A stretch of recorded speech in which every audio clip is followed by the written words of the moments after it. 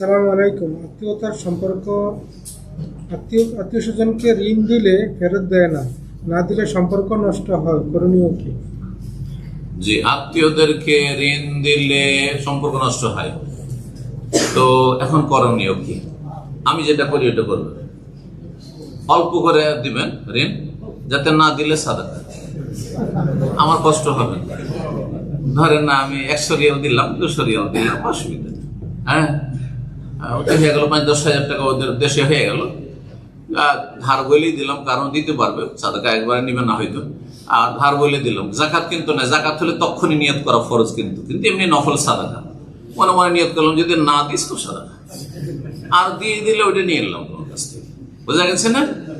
তো অল্প দেবেন। এখন ধরেন 5,000 রিয়াল দিয়ে দিলেন, 500 দিরহাম দিয়ে দিলেন আপনি, আর তারপরে আর দিচ্ছে না, তখন তো ঝড়ে লেগে যাবে। এত টাকার ব্যাপার সময়, হ্যাঁ, না বেশি করে দেবেন না, যাতে বেশি কষ্ট না, অল্প করে দেবেন।